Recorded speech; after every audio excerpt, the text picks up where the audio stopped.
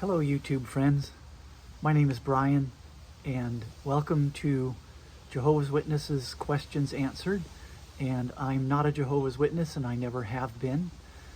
And I'm starting a new series today. So this series is going to be called something like Scriptures that Jehovah's Witnesses don't like.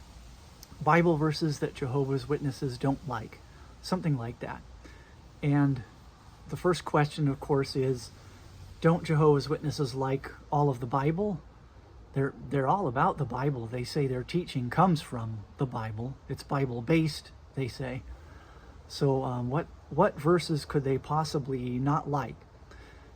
Well, in my interactions with Jehovah's Witnesses, there are some scripture verses that make them noticeably uncomfortable.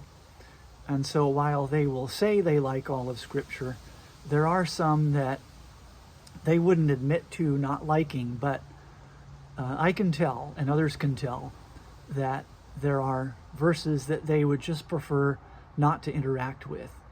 And so there's a number of those, and I'm going to be sharing a series on them.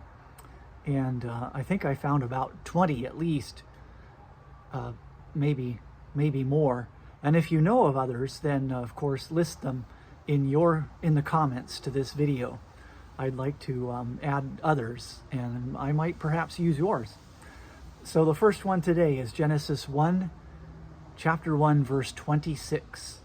Genesis 1:26.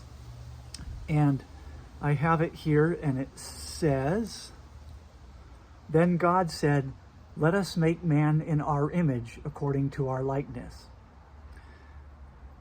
So there it says we're created in the image of God. No problem there. They're okay with that. But what I want to point out is that it says, God said, "Let us make man in our image." Let us make man in our image. So that's a plurality there of the Hebrew grammar. It's very clearly, let us make man in our image. God's talking to somebody there. So the question is, to whom is God speaking? Who is he talking to when he says, let us make man in our image? And I bring this up with Jehovah's Witnesses, and I've seen videos where others have as well. And the answer varies a little bit. Some of the Jehovah's Witnesses will say that God is speaking to angels, the angels that are there with him. Others will say God is speaking to Jesus. So in their belief system, Jesus is actually the angel Michael before he comes to earth and later after the resurrection. So in this case, at this time, Jesus would be an angel that God is speaking with. And I think that's the official Watchtower doctrine, is that Jehovah is speaking to Jesus here.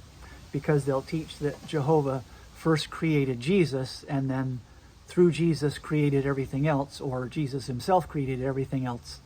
Their teaching on that varies a little bit in their wording as well. But he says, let us make man in our image. So if God is speaking to Jesus, or even to other angels, so is this verse saying that we're created in the image of Jehovah and Jesus? Or in the image, are we created in the image of Jehovah and an angel or other angels? Being made in the image of Jehovah, that makes sense. But how is it there that we're in the image of angels? And it's good to ask them, what does it mean to be created in the image of God? What is the image of God?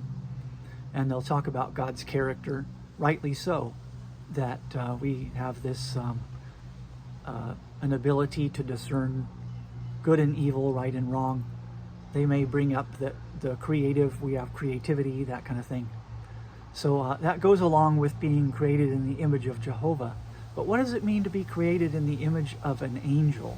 Are we made in the image of angels? And what does that mean? How is that different from the image of God? And what does that mean to us? And a lot of times they've never thought about this. So you might get puzzled looks, or they might say, I need to do more research on that. And that's fine. But or they might change the subject. But this should make them feel a little bit uncomfortable. Or if not, then they're hiding it. They'll be uncomfortable on the inside, but on the outside, they are good at having a poker face. But leave it there with them, and then pray that God will do his work and speak to their hearts and minds. And maybe this will bother them so that they'll get to researching, or at least thinking more about this and other issues. More difficult verses to come. Scripture verses that Jehovah's Witnesses don't like. Stay tuned, and there'll be more. Thank you.